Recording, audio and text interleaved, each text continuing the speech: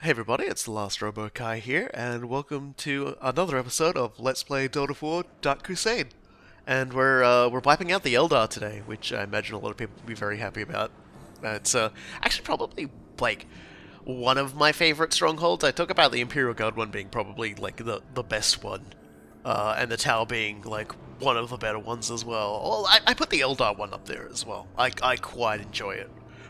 Mostly because it plays to the lore of the Eldar a lot better than you might expect in a game like this. And so joining me on this pushing of our ancient enemies off of the planet is Cool Guy. Yo, if you're expecting me to lose my damn mind about it, like just quash that expectation right now. I get a lot more excited if the Eldar had actually been more of a problem this campaign. They've mostly just sat there and done nothing, so just like I find it difficult to hate them too much. And with that in mind, we've got a long fight ahead of us, so let's get stuck straight in.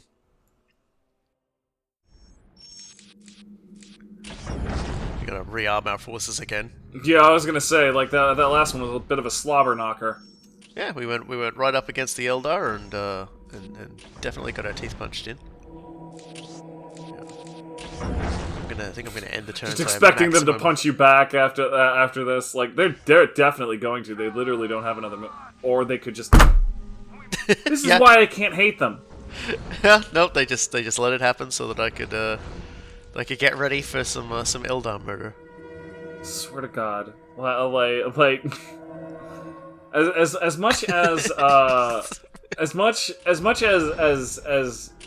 Taldeer is clearly beloved by a lot of writers, she is not really doing very well for herself this particular game. Not that Thul's done much better.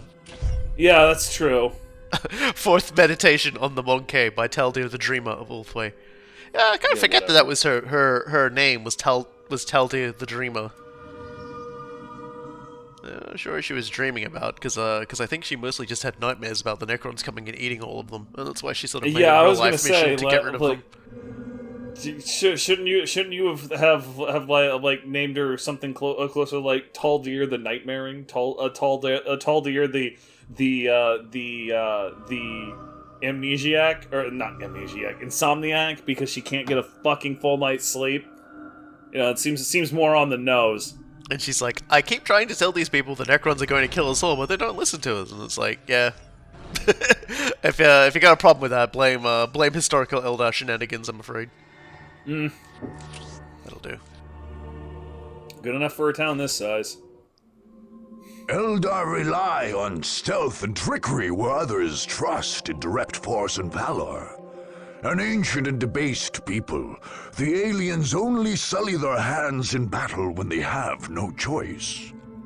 When the Eldar's enemies at last tracked down their hidden base of operations in Tyria, the Farseer Taldeer turned to a strategy of trickery. In this, she followed the ways of her ancient and deceitful race. Her forces were centered on a great reinforced hill in a remote, frozen area with very limited access. To cut off these access points, the Farseer lured Cat's Paws to Tyria. Orcs, dissatisfied with the war of Warlord Gorguts, followed advice whispered by Taldeer's warlocks and camped right where they could screen the Eldar from attackers. The Eldar, nevertheless, built a substantial force of their own. Advanced webway gates allowed them to ferry troops from the Wraith ship hiding behind a holofield somewhere in the Cronus system. But these same gates were the Eldar's great weakness. If attackers could take and hold them, Taldeer would be cut off from reinforcements and any hope of escape. Alone and outnumbered, the Eldar would be caught in their own trap. Jesus, I don't need to level a whole lot of hate at the Eldar with the narrator throwing such a vicious right hook there. Ancient and deceitful race. All right, I'm with you on this one. Debased.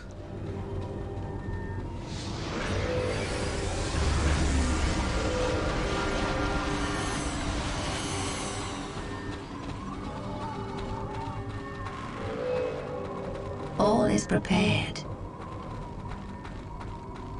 Excellent. Exarch Recanus, take your warp spiders to their positions and then return to the aspect shrine. We are on our way. You have doubts, Harlequin? I trust in your vision, Taldeer of Oathway, but to stand surrounded by primitives makes me uneasy. I understand your distaste, but Eldar rely on speed and stealth. We are not made for entrenched positions.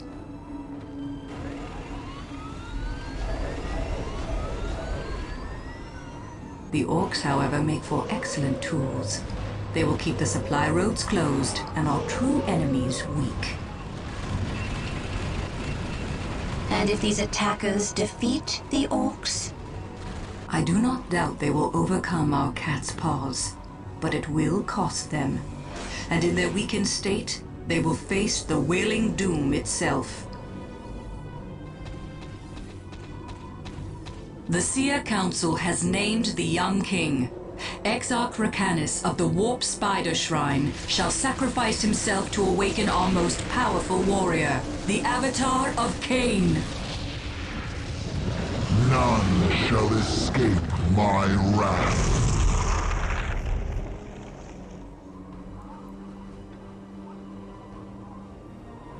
Cool, the Exarch just literally unmaking himself because they're so scared of you. I'm cool with it.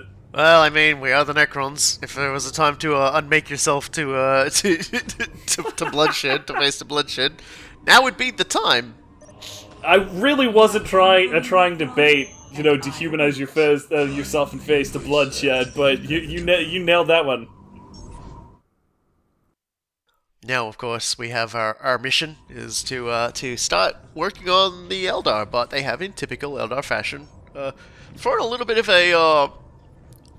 trickery into the mix to make things difficult for us, and in the form of a bunch of orcs who thought all this Gorgut stuff was dumb, annoying, and mucking about, so they took off and got convinced to come up to Tyria, which has resulted, obviously, in them being the speed bump that we'll encounter as the Eldar periodically raid us, as is their advantage to do, because they have lots of terrain clearing vehicles and such.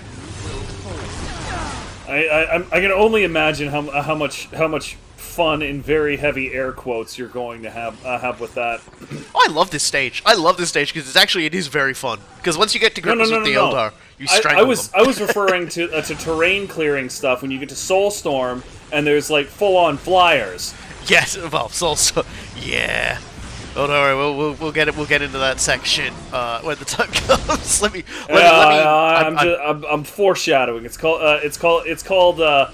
a mounting sense of dread. Well, at the very least, everyone's got it. They're shooting rockets at my Tomb Spider. That's illegal. Okay, I'm not sure who. I was like, what the hell is even shooting that? They actually upgraded a Viper. I forgot it could do that because I'm pretty sure I've literally never done it in all of the time I've played this game. Yeah, just one of those things you'll only ever really see the the AI do. The Tomb Spider's got the work done. Like I said, the Tomb Spider is an excellent counter to early game melee units. Any walker is really, and so having one on the honor guard is really good. And yeah, they are going to be coming at us quite rapidly to start. They are. Yep, they are. Seriously, maybe I obviously we're presupposing that you're gonna win this one. Maybe Taldeer wouldn't be destined to lose. Wouldn't spend money upgrading her freaking Vipers. That's some shade. Yeah, I'm sorry. I remember. I forget exactly how much it costs. It's just the Viper itself. It's basically a big old hover bike, and it takes about as many hits, which is to say, like, none. And so even just from the get go, it's not a very cost effective unit. Throwing more money into it is like pretty much the dictionary definition of good money after bad. Yeah, it does not stand up well against Immortals, as like we've just seen, like some Immortals, like one unit of Immortals turn their attention to it, and the problem is solved. Yeah, and even just like it did manage to take out one turret, but it also lost over like over half of its health to one unupgraded turret. Like you know, the Eldar aren't the only ones who are going to be periodically attacking us. It's a very big effort to establish yourself in a Stronghold mission, and very much so one in this one, because you are getting hit from... There is no safe angle, really. God, even a Fire Prism. They don't... Okay, they don't... Fire Prism is... That's bad news bears. That is Yeah, serious still, bad news bears. We have Immortals. We have the technology. Necrodermis is basically the only technology as far as we're concerned, but it does do the job. Objective added: annihilate the orc camp. Just puny Eldars here. We was right to split off from Gorguts' lot. We're gonna have us a proper war right here. War!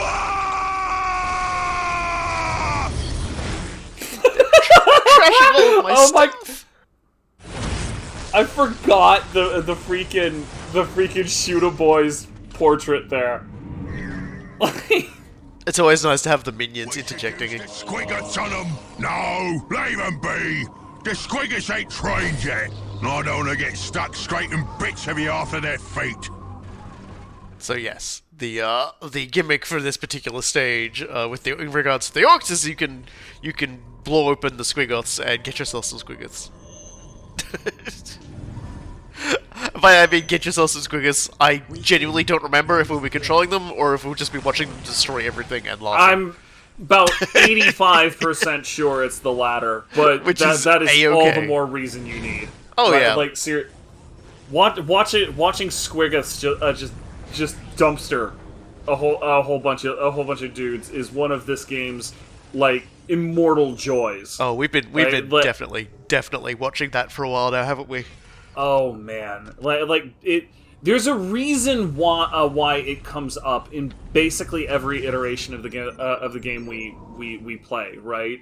It didn't come up in Dawn of War 1 base, obviously, really, because you know the orcs sort of came and went very quickly in that one. But like Winter Assault, it was literally the thing we led with. You know, like for Gorguts' first mission, there was a Squiggoth that just destroyed some idiot whose back was turned, and it was beautiful. I think in the mission where Orcamungus is revealed, they definitely show off the Squiggoth, and I think it does actually rampage through some of the orcs in the backline. I forgot about that. Yep, you got me. All right. It's been a staple of the franchise. For a very good which is reason. Good. It's Relic's good understanding of what makes them, what makes orcs is just like nothing works correctly, but it always works effectively. It's like those high school arguments between like accuracy and precision. Yeah, it doesn't work correctly, but it works effectively. Yeah, like that has some really threatening energy around it, especially with the orcs. Oh dear. So what are other things that we could lump under the same thing there, like frickin' nuclear bombs, like they might not always work properly, but they definitely work effectively when they do. Oh yeah. I gotta say, Little, like, when I talk about liking how Relic seems like, they managed to capture the flavor of all the different factions on their Stronghold missions. I will say 100%, like, they nail it with the Eldar every time. Because even when you're playing as the Eldar in Winter Assault, you're not doing big full frontal attacks on things. You're trying to maneuver through very dangerous scenarios with a limited number of forces. Even like the lead up to the finale. Like the finale is pretty much the only time you actually really sort of get into the can this even hurt these guys? Yeah, a little. Yeah, I mean more than a little once it decides to fire. Yeah. We need to... Yeah, like, the biggest problem in this game is always, it's like, I want to go out and do something. Oh no, I'm getting attacked for the upteenth time. Yep. Yeah, static defenses are generally not a good investment of your resources, but the single player always makes it seem like they are, because the AI in single player stuff is always really poorly marshaled. You know, because there's so many of them, like it needs to be like that, and you need all of your dudes to do something. So like turrets are kind of a requirement, and then you get into what is it called, multiplayer, and you know, God help you if you ever build more than like maybe 2 turrets. Like you can get away with doing like 2 turrets, but any more than that, like you've more or less signed your own death warrant. A turret can be a handy thing to have on your backline, just in case the enemy like launches something at you. Because there are a lot of ways to get something to land on your back end to like threaten your like builders or your power generators and things like that. Like, you know, like Eldar, Tau, even Orcs to a degree have jetpack troops. Right.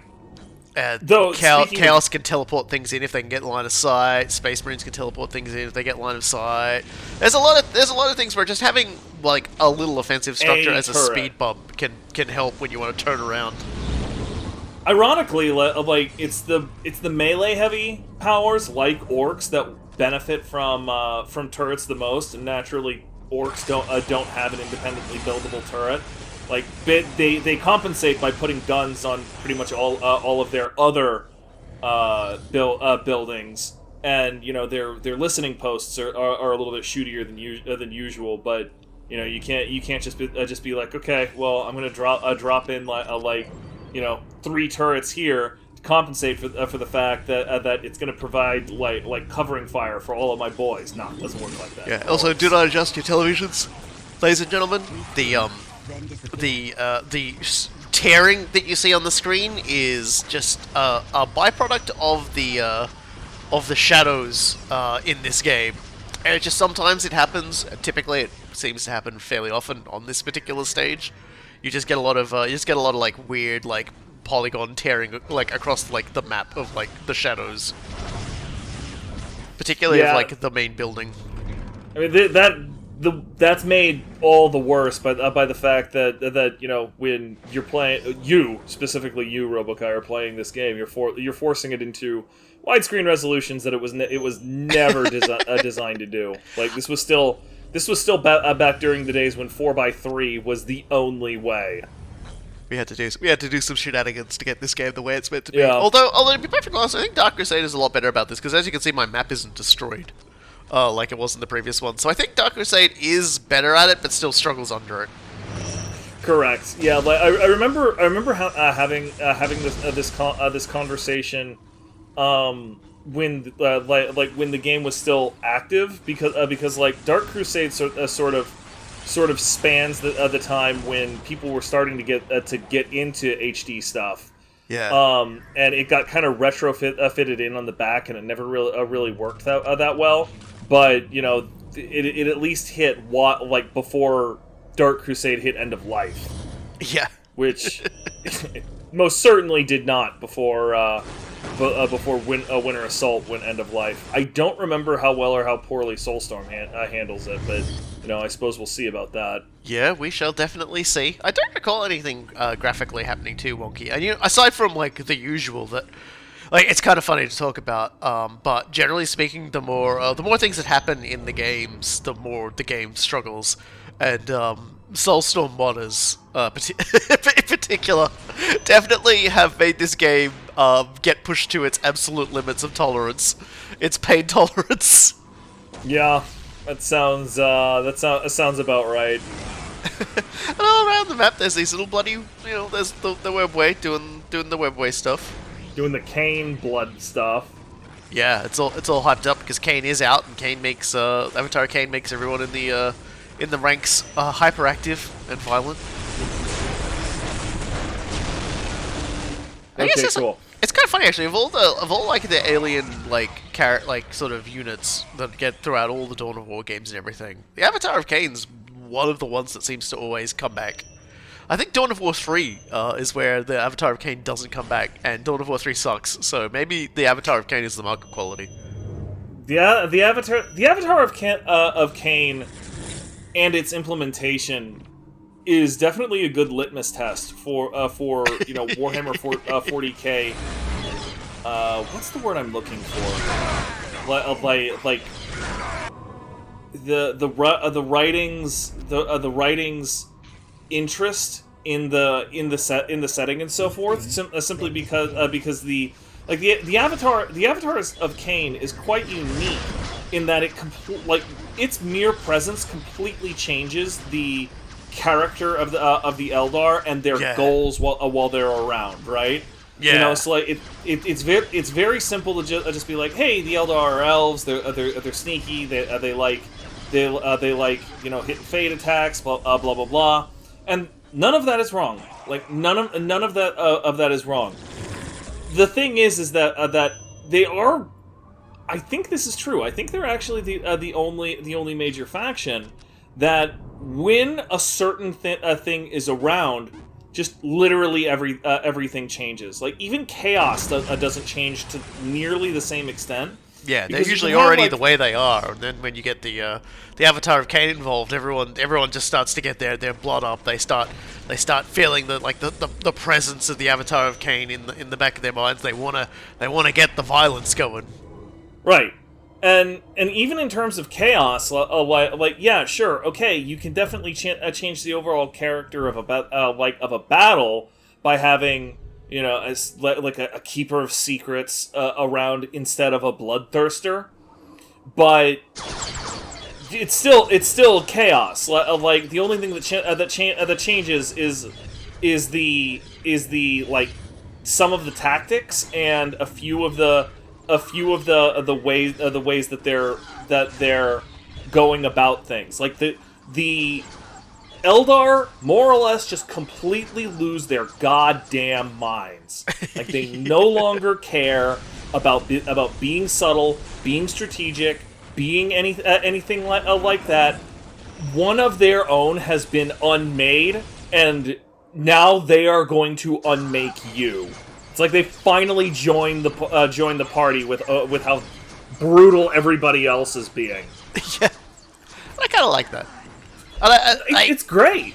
Yeah, it's a wonderful, and like it's always when they're sort of like pushed to their absolute limit. So that's when you get things like this here, and it's and even the Eldar campaign in the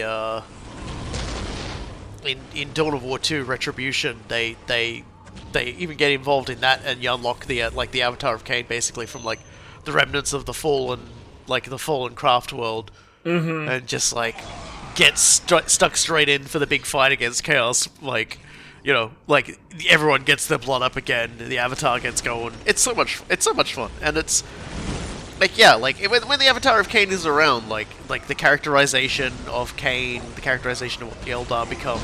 It's very sort of, like you said, a very good insight into how good the people who are doing the writing understand it, because it is different. It is a metamorphosis of the Eldar into perhaps what they may have been back when they were whole, back before they accidentally sexed themselves out of existence. Yep, that was actually the point I was about to make. Is that it's very much, at least in my mind, a glimpse into what the Eldar were before the fall of the Eldar. We can read a couple of the stories, about how they were really decadent, and they were depraved, and they basically had way too much kinky sex, and then somehow Slaanesh happened. And that's yeah, like it. Honestly, the entire story of how Slaanesh happened always kind of reminded me of the Harry Bus episode from Aqua Teen Hunger Force, where there's like this bus animal hybrid thing that eats drunk tourists, and it tries to explain itself, explain its origins to Carl, and Carl just goes, Yeah, I get it. Some guy stuck his dick in a bus, and then somehow this happened. That's pretty much how Slaanesh happened. So, some Eldar stuck their dick in a bus, and somehow this happened. God, I wonder if it was like the boss was on, like, finally pushed it over the line, and that's where Slaanesh came from. they just been pushing the bus only with their dicks for like forever. Look what I can At any do with rate. my Wraithbone, and then Slaanesh. Anyway, as hilarious as it is to hear those sorts of things and talk and like see those stories on paper, like, okay, so they're allied, like, so they're not gonna squish you. Yep, they're just gonna go do their own thing. Yeah, they're gonna do their own thing, which is perfectly fine. Yeah, have fun, mods. Yeah, like you have this you have these stories. It's an entirely a different thing to glimpse behind the curtain, right? Like this is your look behind to see what the Wizard of Oz was like. Only instead of some like old dude who doesn't want to face reality, it's a really scary elf. Yeah, I kind of like they talk about what the Krork were like when they had their shit together. They were probably pretty scary too. And it's like the orcs we see now are just like sort of the bare like a vestige of what even that was. And so it's just like the old ones created some pretty funky shit before they got themselves eaten. It's always kind of funny to talk about the old ones getting eaten because I don't think we kind of like highlighted how that actually happened and how the war in heaven between the Necrons and the old ones actually sort of like hit its zenith and started to decline when that's when the Necrons turned on their masters, so to speak. Go ahead. This sounds way more interesting than the theme I was going to touch on. Yeah. So basically, what happened was the old ones, realizing that the Catan were beings bound very much in reality, were quite susceptible to psychic attacks, or at least like the Immaterium could like do damage to them. Particularly to the necrodermis bodies, and so they started, as we said, they started like augmenting races that they'd already sort of influenced and created and stuff like that to have a lot more propensity towards psychic powers. That's why the Eldar have so many psychics. That's why the Orcs generate a gestalt psychic field that, like, the more of them are around, the more hyped up they get. And so as a result of this, they get. It's like, can you guys stop that, please? That's my big generator. I need that to make the big generations.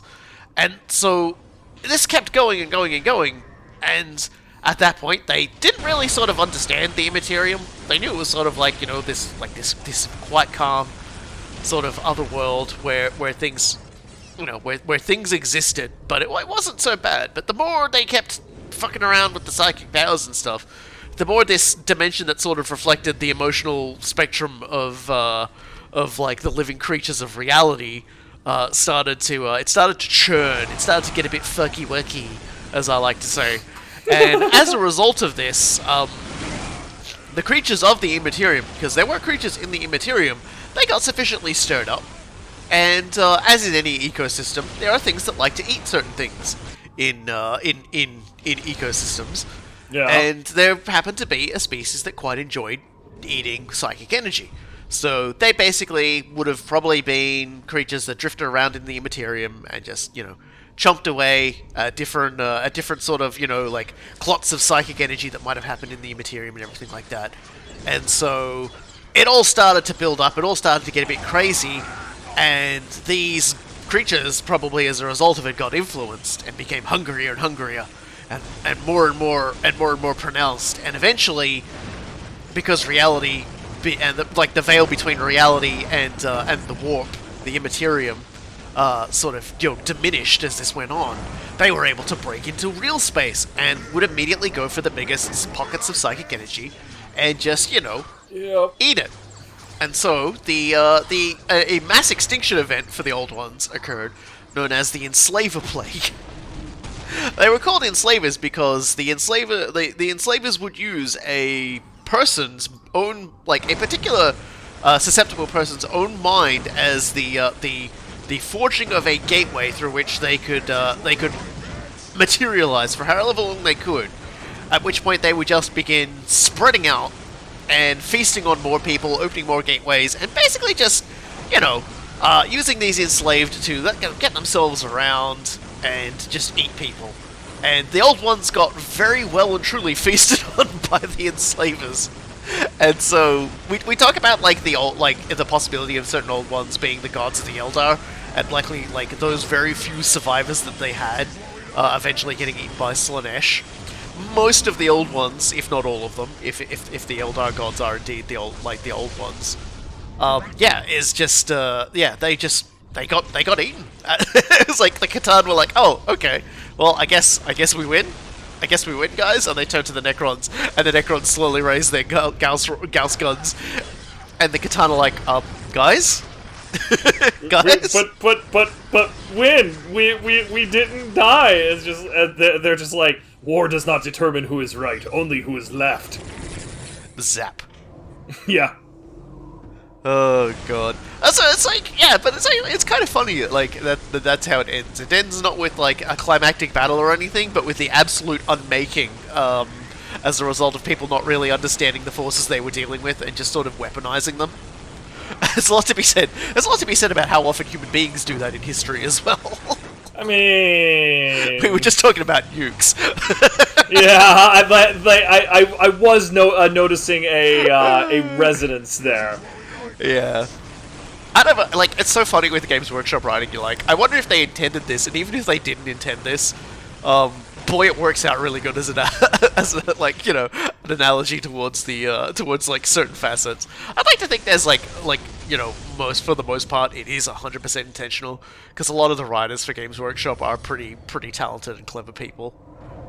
And they've also been at it a long time. One of the things that frequently recurs with writing, and you can anybody who's read a bunch of books can tell you this, and even beyond that, I'm pretty sure that Squigoth and that Flayed yes, one are just they're friends just, forever now. I think. Yeah, they're just pals for life at this point. They're not moving. They're just gonna party down.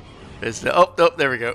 Ah, there you go. You broke up the band.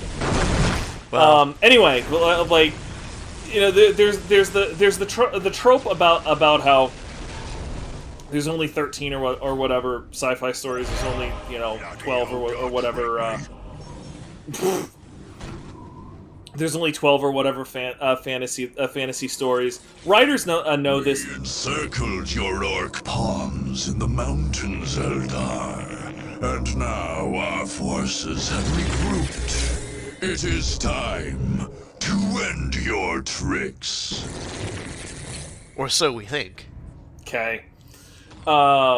Writers know this better than anybody else, right? They know that it's their execution. It's that is actually going to separate a good story from a bad story, and because of that, the longer a writer writes, the better at pattern recognition they tend to get, and this is something that.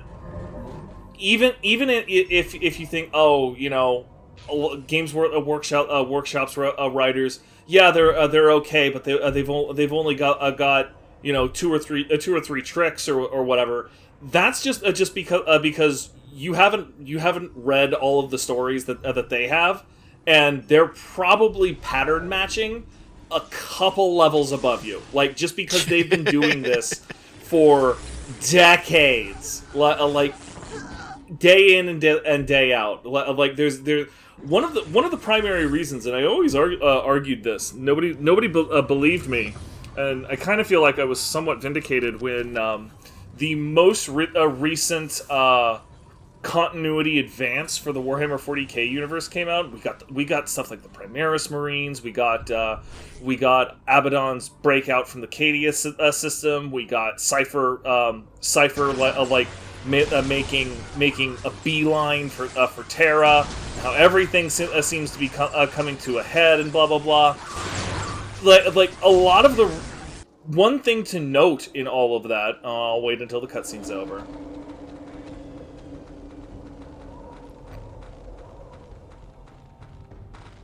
Return to the main base. Let our enemies fight amongst themselves. Oh. Okay. The Sure, why pranking, not? the pranking continues. Precisely where they got chaos and like this far away from the Walmart is a question, but you know what? Whatever. It sounds reasonable. Got them!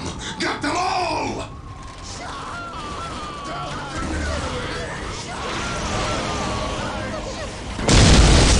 So yeah, we aren't just fighting against the orcs and the Eldar. They have also tricked some forces of chaos into turning up as well. So, Sure. I can believe that. Like I'm honestly not even surprised. I'd be a little disappointed if there wasn't a second level of fuckery. I don't remember this stronghold, obviously. Yeah. Anyway, but like the thing that impressed me about the continuity forwarding is that there were a lot of surprises, but all of them resonated. All of them riffed with things and themes that they had set up a decade or more before. You know,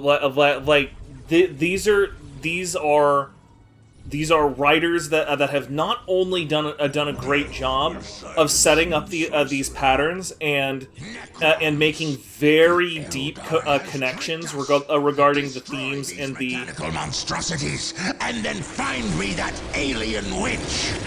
Yeah, whatever, man. I'm sure you're gonna have a lot of success with that, destroying these mechanical monstrosities. Anyway, like, as far, I just completely lost my train of thought. There's a lot happening just to interrupt you, yeah. Yeah, I mean, you keep it, like the game keeps interrupting me, like what do you expect to happen? Anyway, but, these are people that have been at it for a long time. A lot of the writing staff have been there much of their careers, and even the ones that haven't are clearly like in on a lot of the deeper thoughts and the ideas that are going on there, which is just bespeaks of such incredible cooperation. Here then, protect the gates at all costs. Without them, we may never escape this world. We must drive the attackers back. Yeah, they're only saying that because we like blew up the entryway. my larger question is why their main base doesn't sit on these webway gates, but you know, like, who am I to judge? I don't know. I guess the hope is that by putting their main bases further forwards, they have a better chance to stall and fall back to their actual gates to escape. Yeah, all right. I mean, if you want to make that argument, like, seems to me that the main base itself is in fact like the thing that you use for that. Like, hey, we're like the last line of defense is about to get overrun. All right, cool. Walk 10 feet this way. The analysis of your technologies is complete, Eldar. We know you cannot escape this world without your webway gates. We will take them from you, and then purge this world of your race. You know, I never noticed this before, but I'm pretty sure that, like, the ham-chomping narrator is also doing that pariah. Yes, he very much is. He's got that inflection to his voice. Yeah, it's that same like roundness to most of his vowels and everything like that. I'm a little disappointed in myself that it took me this long to recognize that, but whatever. Better late than never. He's a grand old ham eater, that Maccabee. I ain't messing with it. Like have that cat like just voice a good half of all of the NPCs in the game. I'll be happy. Oh no! Are you joking? Still there, pumping power for all the orcs that aren't here. And it's actually kind of funny. I don't know if you noticed it when we were talking, but the scripting for this game is adorable because the Squiggoth, the one that survived after it finished like killing everything, walked up to that northern point of the map and just exited. Yep, he's just sort of pieced out. Yeah, that's adorable. He just sort of all right. I stopped. All of those people who were trying to break my will and quote unquote tame me are dead. I'm a happy Squiggoth. I'm going to go off and find my way in the world. Okay, Scarabs. That Squiggoth ends up becoming the head of a major corporation. Well, I guess. They're losing everything to a 10-year-old boy in a children's card game. Yeah, no, that sounds about right. It's kind of funny to think about, just like all the things that must have happened on Kronos, because we don't know obviously how it goes when the Blood Ravens win, which is like this story is actually this particular Stronghold, in fact, is actually a very large fixture of that, because like the strongholds they talk about the Blood Ravens acknowledge they actively took part in were the Chaos Stronghold, because when Eliphas reappears in Chaos Rising, they make note that they'd observed Eliphas being torn apart by his own demonic masters. Mm-hmm. They remark, like, Victory Bay comes up in a few discussions, particularly based around Avitus, who was present there. Tarkus was present at the Stronghold for the Necrons, and that's where he sustained like his physical injuries that he's got bionics for, and has like the big scar on his face and stuff. He took a Gauss round like a champion, basically, and kept on ticking. And so they don't ever talk about the Tau, because obviously they don't ever encounter any Tau, and they don't talk about the Orc one. They tend to focus when the Blood Ravens talk about the Greenskins in Dawn of War 3. It's about Korva. And all the trouble Gorguts gave them there. Like, obviously, the fact they failed to kill him the first time is probably a source of much consternation for them, considering he came back and caused them so much problems. I have a little bit of difficulty buying that anybody who isn't Yarrick has the innate ability to tell two greenskins apart. Well, they definitely remembered Gorguts after what he did to him in Soulstorm. Which is like, I guess, that is true, you know. Like you're not wrong, but I'm still skeptical. Anyway, I interrupted you. Go ahead. Oh, I just thought, you know. Well, we never really hear too much about what happens to Cronus in general in the aftermath. We know Thule destroys the relics that are on the planet. We know that he doesn't let anybody else see them, so we don't know what the relics were. We know that at the end of this mission, when the Blood Ravens defeat the Eldar, the Chapter Master, who is a secret Chaos worshipper at this point, takes Taldeer's soul stone for himself, and yeah, that's all we sort of really know. Like Victory Bay, they had a bit of a cleanup obviously, and like, you know, the Chapter Master talked about how great it was that they all did that. In the aftermath, like the Chapter Master turned up, obviously hoping to get his hands on those sweet relics. And it still ended like even with you know, the supreme moral authority of their lives, like coming up and saying, "Man, you guys just did an amazing job. Great work." It's like it still affected a lot of the Space Marines present incredibly deeply. Avitus in particular was just like so disgusted by the fact that Imperials had just murdered other Imperials, because the big plot point of Avitus was that when he was growing up, corrupt like guardsmen, planetary defense force like soldiers, essentially like bullied like the shit out of like the town that he was like a part of, or the settlement that he was a part of, and things like that. So he had a very low like feeling about their general discipline. But then he gets up to become a Space Marine, and they get told all these things about their duty to the Emperor and everything like that, and he just gets mired in exactly the same bullshit all over again. Mm-hmm. That's like, no wonder the dude's the canonical Chaos Trainer. Right, you know, and particularly when he's just like, wow, I've literally become that shitty bully that I hated. Like, great, what am I doing with my life? With every death, Yeah, the advantage of doing this particular mission as well is you do get access to some more units as a result of this, including some retinue heavy destroyers, which is kind of nice. Beefier heavy destroyers I will always take every day. Yeah. Retinue have... Game paused. Yeah, give it a second. I think I got a phone call at this point and was just like, I'm not going to bother doing like a clip. That's such a short pause. Yeah, no, like, I knew it happened at some point during all this. That dab. Yeah, no, like, just life gets in the way. If anyone's ever like seen me streaming, I will quite often get a lovely phone call that will during the things, and it's always like some telemarketer or something. I had plenty of phone calls during like the jury duty nonsense, which I'm glad to be done with. That took the better part of almost a year to finally resolve. Seriously, like just your entire evolution with that just kind of freaking flabbergasted me because like if you guys aren't in our Discord, you might have missed this particular like time where you do lore subplot. So I'm gonna summarize it real quick. But like in January, Robokai gets called up for jury duty. It's actually in October. It started. It was even before. Yeah, that like it was like late November, early December. And you're it was just, the first time. Yeah, and you were just like, no, this actually seems pretty cool. I'm gonna do my civic duty. But I'll get like I might get to hear a case. Like it'll be a nice change of pace.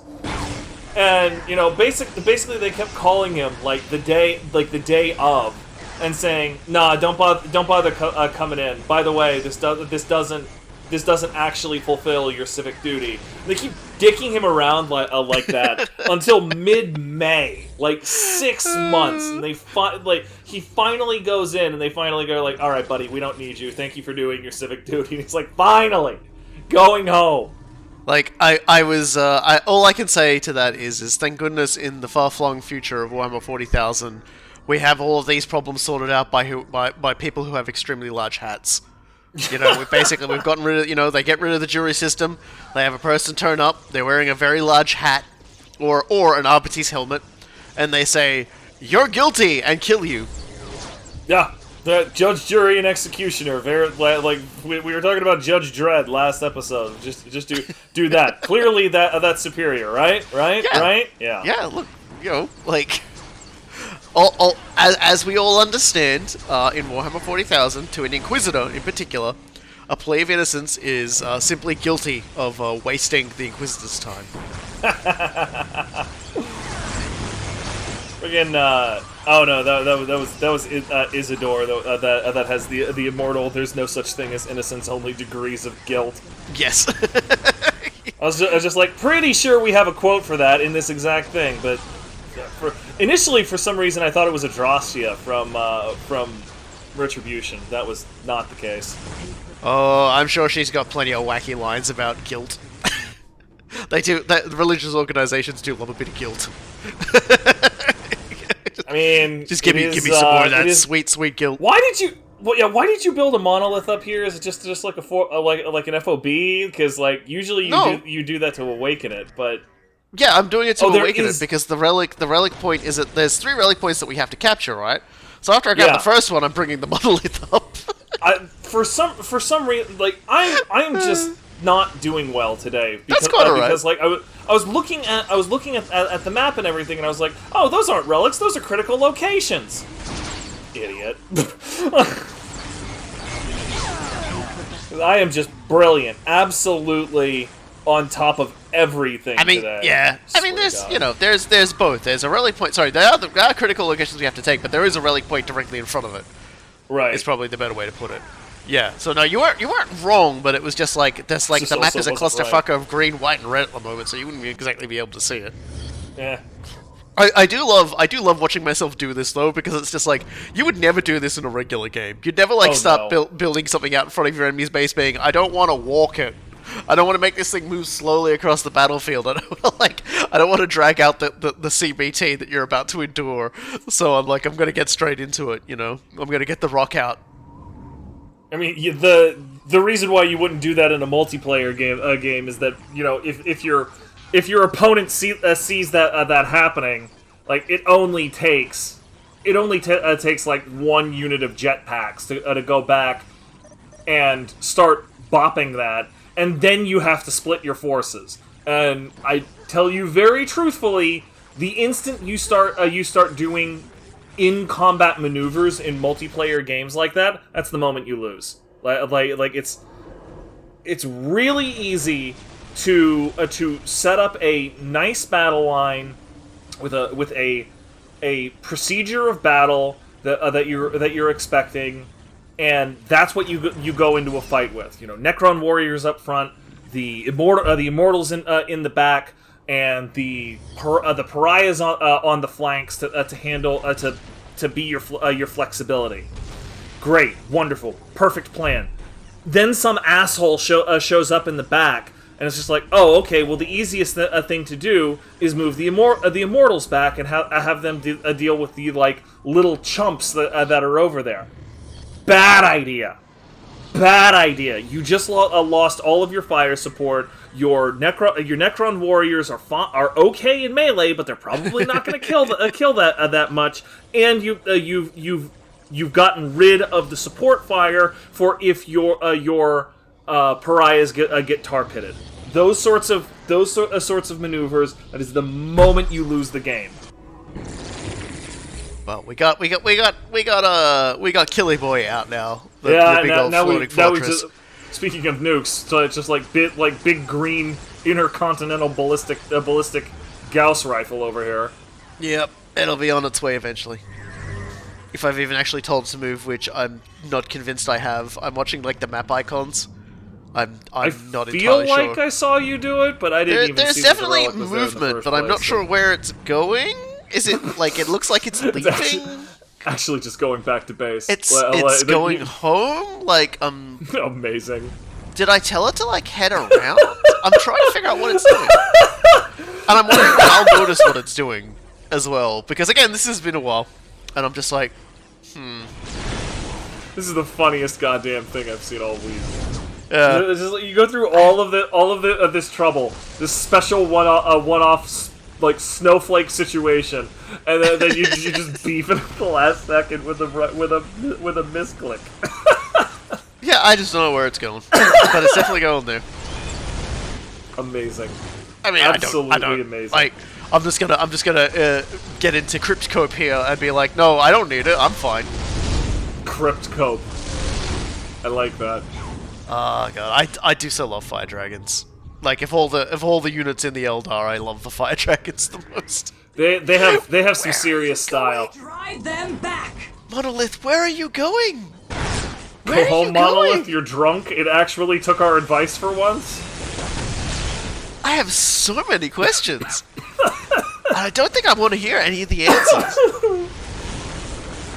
I mean, you can hear those answers. It's just they're gonna piss you off even more. If there is one thing I have learned in my life with the constant like backbreaking hard work that I do, and like all of the voracious reading I do whenever I'm not working myself to death is that it's on the right path. It's just doing it at Necron Monolith speed. Okay. And now the destroyers are stuck on it. they're pushing it. I was gonna say there are truly some answers that are not worth knowing, but this one apparently was one that was worth knowing. I should have teleported it, but at the same time, it's like I'm winning. Who cares? I gotta stop the murder for a second and like establish my stuff here anyway. So, like, I absolutely love this part of this mission. It's actually one of my favorites. Just like you're in the Eldar base. You're taking their shit, you're smashing their dudes up. It's really pleasant. More of our dispersed servants have rejoined the battle. Gather together, that we may silence the Eldar at last. I have no idea where these things are. I saw them. They're the webway that you're taking. They're directly to the south. Like it spawned in a couple of like random green dots. That is the I think I see them now, and it's just like, Yeah, I guess that's your reward if you take care of the Chaos people. Is like as you go on, you'll periodically get more troops that you can use. And that is where the Chaos base used to be. You're not wrong. They must have built them directly on top of a crypt and were like just holding down on the top of like a coffin lid and just being like, No, you cannot get up. You are not allowed to wake up, metal monstrosities. So is the will of chaos. I sit upon your exit gate. You said all of that, and all I heard was that the Chaos Sorcerer, like, sometime in the warp played into the breach and got really good at blocking Vec from coming to the surface. hey, look, if it's valid tactic. That's all I heard. Valid tactic. Dude, no, like I friggin' do the crap out of that when I play into the breach. And I'm like, I know they're gonna come to try and take this shit back. Here I am to like make that very difficult for them. Stop it. Stop it. Stop it. Your day is about to get a lot worse, Banshees. And just in the nick of time, we prevent its capture. See, look, it arrived exactly on time. Am I a tactical genius or what? Alright, like Wizard Robokai. It arrived precisely when it meant to. Yeah. The last Gandalf Kai. Last Gandalf. God.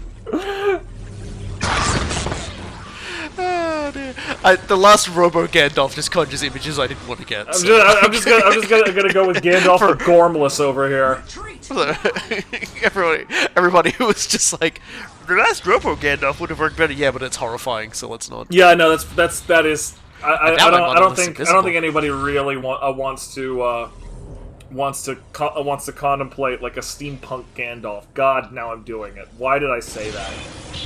It is important to note that every base you build does give you access to building several more turrets. And also takes you beyond your power cap as well, like your cap for building power resources. So that's why I'm near all of my things, as I go off to kill everything else.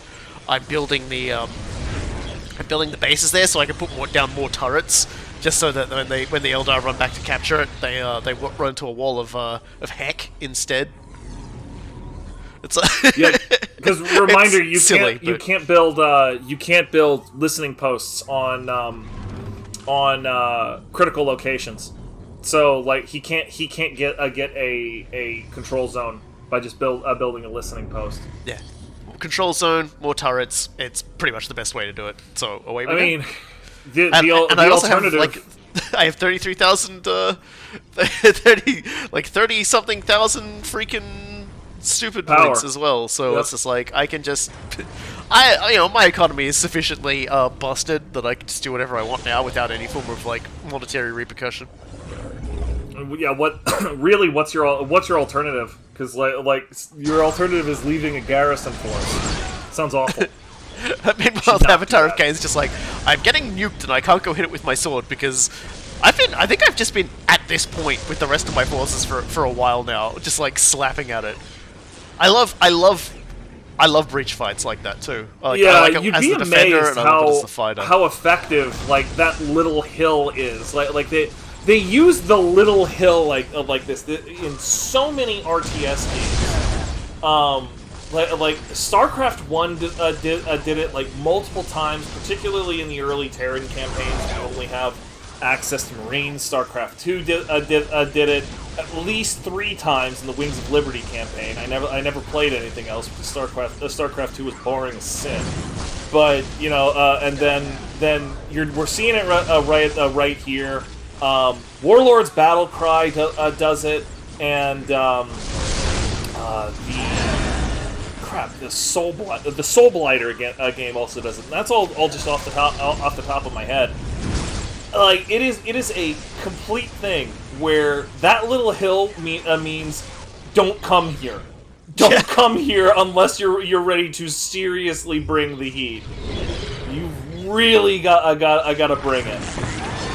And admittedly, like when it comes to heat, I've definitely got it in spades. Oh yeah. I've also got a machine that will construct more heat willy-nilly right there for us as well. You don't really so much have like a tip of the spear and a shaft of the spear as you just have a spear that is made up of more spears. I have a spear that when you stab it forwards, then like launches multiple javelins. Yeah, like that, like that stupid knife gun that the Punisher had in one of those comic books. Chugga chugga chugga chugga chugga. I think that was the sound effect. Oh dear, we, you know, like the big thing we got to do is we got to take out more of those. Like, the Avatar of Cain does not know what to do about this though. It's got like so many things it can attack, but it's getting attacked by so many things. It's also actually getting screwed up by the defense in depth that the Eldar have here, because they have so much disruption, and the Avatar of Cain cannot hit something that is currently being disrupted. Yeah, so it's no, it's finally it's trying to get to do its thing, but it's struggling. And I just want to watch it fall. I want to watch it get taken down. Little bit more. It's like, hold on. And he goes. Good night, ladies. And the ladies, fire good prisms night. roll in the wake of it, but they're not gonna work out too well either. So that's kind of like the tipping point too, because you could like that bulwark is being held by the Avatar of Cain pretty well. Right. So at this point, it's just going to be a case of getting gradually like smashed out of existence. Even the Monolith was like, "Yep, my job's done. Let's go." Going over here to just clean up whatever the hell this is. It's that hill, which is honestly the part of the reason why I love like Dawn of War, Dark Crusade, like this particular Stronghold as well, is because it's such a great dramatic angle. Like, it looks good. Like, someone figured out during Dark Crusade, and I will show it off during Soulstorm, they discovered how to make maps which utilize the spawning systems that like the spawning scripts and everything that like Dawn of War uses for its campaigns, so that you're the only player on the map, but you've basically got to survive to the end of the game. It's like a 30-minute timer, I believe it is, and it just gradually sends bigger and bigger waves of enemies at you. And then usually the map's designed in such a way that you occupy a pretty good defensible position. So like they're really fun, dramatic battles, and it was always kind of a surprise that we never saw like that being embraced outside of like the fandom. And thankfully Soulstorm, the unification mod in particular, has quite a few skirmish maps of that kind as well. The survival maps. Man, I definitely think we're gonna have to show a couple of those off. I figured the best way to show off like some of the factions in unification mod is to do like a few games just doing that. Yeah, since we wouldn't be able to use them in campaign. That is like that sounds pretty sick, honestly. Like that back during the glory days of Brood War, when everybody was hacking with the campaign and there were all sorts of just like completely cracked out maps that you could go find, like those sorts of things, like defend the temple. The temple was always one of my favorites. Just have like you would have basically just this big temple, and you had requisition to build a huge army. There were a bunch of choke points, and you could co-op with up to like, I think it was like it was either 4 or 5 people could co-op, and then just you had to survive for 30 minutes, and it just got absolutely bonkers. Like lower end machines were known to seize on the final waves. It was brilliant. It's just watching sequences like these that remind me why I love Dark Crusade so much, why I love Dawn of War so much. There's so much going on, there's so much battle, and I know, at the time, I'm like paying attention to things, I'm doing orders and things like that, but being able to come back and watch it again gives you just this wonderful appreciation of how beautiful the chaos is. You can tell what's being shot at by what, because, like, the green is me, the pink is them. But then, like, the ground's covered in gore, there's giant, like, holes punched in the ground. And I haven't, obviously, like, I haven't done the ultimate criminal action yet. I really need to just, like, move to the center of that battlefield there and use the Resurrection Orb and actually see how many units stand up. But I don't know if I do or not. It's just like this giant green, like, arcing energy, these big, like, mushroom clouds. More of our dispersed servants have rejoined the battle. Gather together, that we may silence the Eldar at last. Take your pills, big guy. Yeah. It's just like, like there's so much blood and gore and destruction. It's just like, I just don't think any RTS game really just like feels like Dawn of War does, like the original Dawn of War does. The thing that I really appreciate about what you mentioned there is just the different ways you can enjoy this, as a player and as a viewer. Those are completely different ways of enjoying them, but they're both a very acutely amazing experience, right? Like it's basically like watching your own. It's like directing your own action movie and then watching it later, like as just a spectator. And this is the one game that when I used to do like all the multiplayer games with my college roommates and everything like that, I would always save replays. And with literally every other game that I've ever played, that was purely because I wanted to review what was going on and get better. With Dawn of War 1, I would literally get popcorn. I would literally get popcorn and just be like, I'm gonna watch the action from this person's view this time, and I'm just gonna see what sort of stupid shenanigans happen.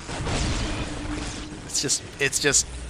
It's simple, but it's absolutely gorgeous to watch, and like I can see why people still like mods are still getting updated for Soulstorm, because obviously it's the latest iteration which has the most stuff in it, and like they are like visual treats as well. Even if some of them do just like start to make like the engine start to cry in agonizing defeat.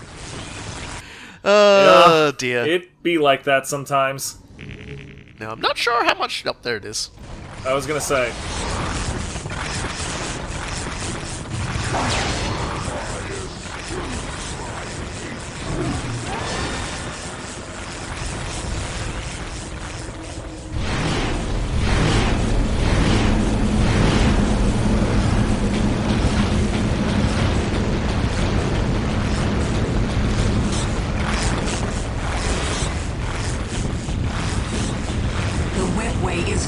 To us now. We are trapped on this world. The avatar of Cain has fallen.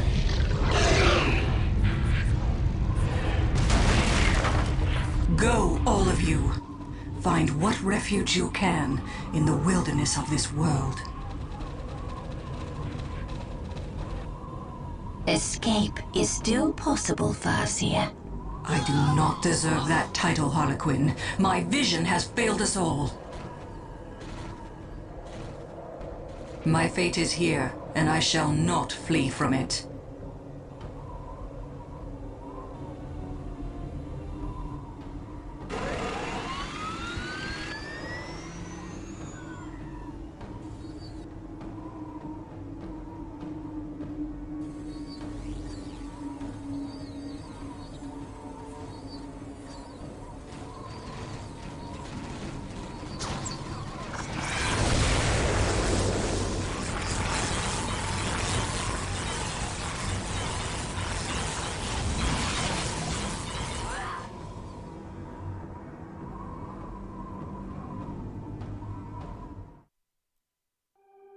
The Eldar had come to Cronus specifically to face the Necrons, and when the Deathless Army marched into Tyria, they got their chance. For all the lauded foresight of their Farseer, however, the Eldar were unable to stem the Necron tide and fell under the power of their weapons. The dreams of Craftworld Ulthway came crashing down under the metallic heel of their ancient enemies. The Necrons directed much of their energy to destroying the various Wraithbone structures left by the Eldar. This eldritch material is said to emanate directly from the warp, which seems to have offended the Deathless Warriors even more than the existence of life. The thin spires built by the Eldar collapsed as gas flares and alien blades cut them into their atomic components. Only when the works of Farseer Taldeer were blasted to nothing did the Necron tide move on. That's a big deal.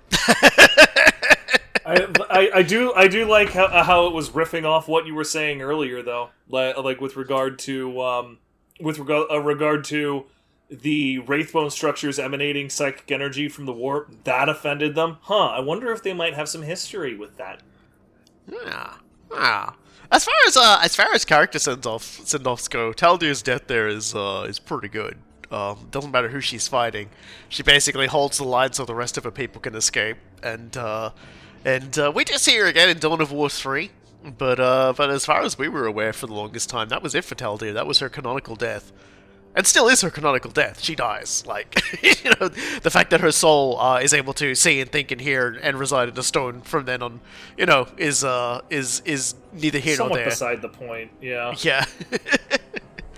And I know I told everybody this was a 13-episode Let's Play. I miscalculated. Next time on Dawn of War Dark Crusade, episode 11, we finish the campaign off, and we defeat the Space Marine Stronghold. All right.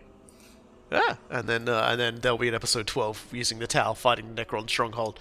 But first, we've got to get past the canonical winners of the Battle on Cronus, led by Captain Davian Thule. I can't imagine how this is going to go, but I've been the last Stronghold guy. I have been Cool Guy. And we'll see y'all next time.